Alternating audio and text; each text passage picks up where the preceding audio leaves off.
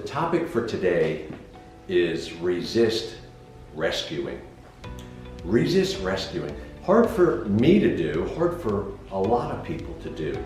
It's hard not to help someone that you love, someone that you care about, whether it be a friend, a family member, or a child.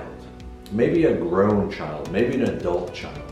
It's hard not to give them guidance and direction and help them through maybe a difficult time. Especially if there's a situation where you know they're about to hit a rough spot, or you know that if you intervene, maybe you can prevent them from failing.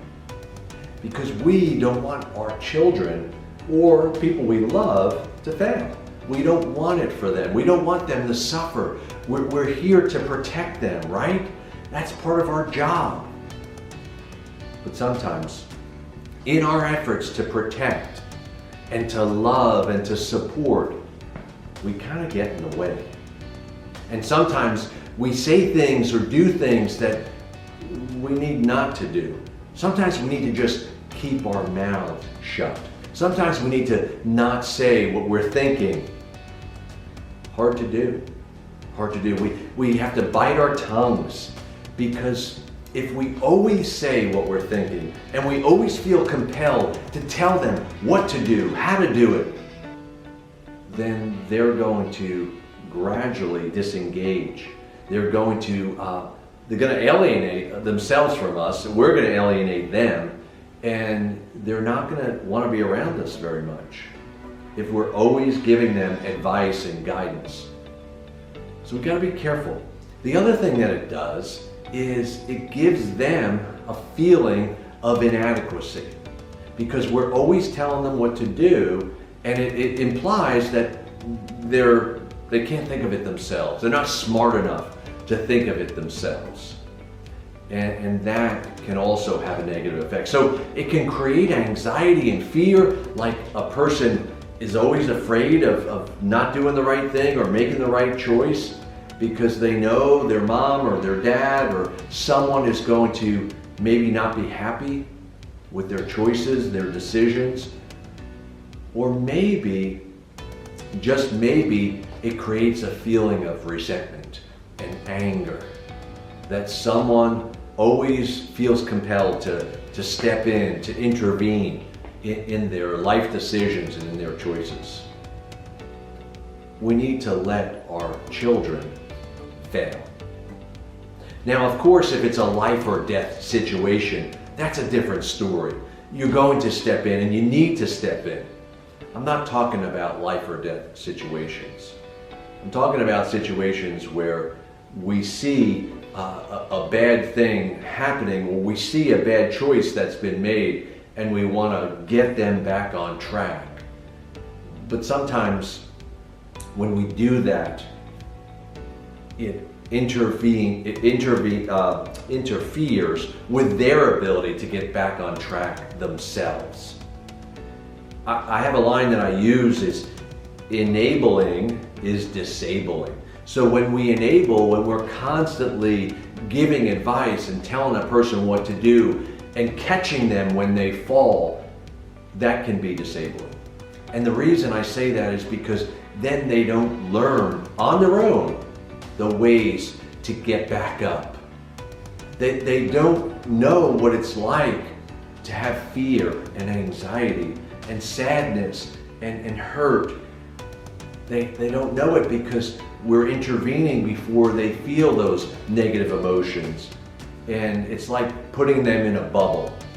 And we can't live in a bubble.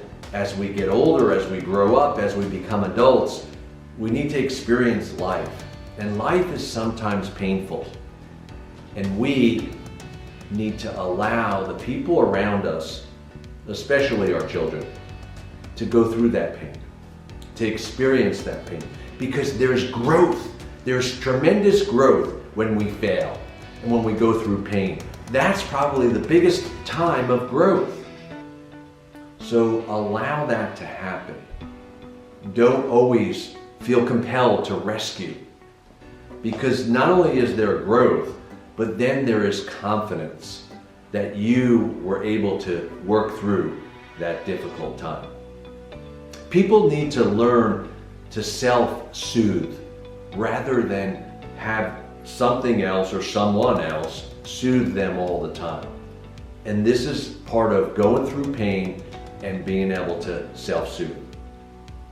One other thing that is important with this process of not rescuing, resisting it, is sometimes we have to put a boundary. We have to draw the line in the sand. We have to say no and not get sucked in. Again, it's a fine line, but I'm encouraging you to respect people you love, to support them, to love them, and not feel like you always have to give them your input or give them your guidance. And again, I'm saying all this because I am not always good at doing that. You know, being in the profession that I'm in, and a lot of people in healthcare, that's what they're paid for, is to give advice, to give guidance.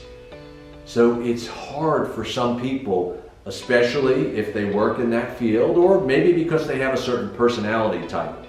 Maybe they feel like they have all this knowledge and all this information that they have to offer. Instead, ask a question like, would you like some input? Would you like some feedback? Would you like some guidance? Rather than just assuming that they do.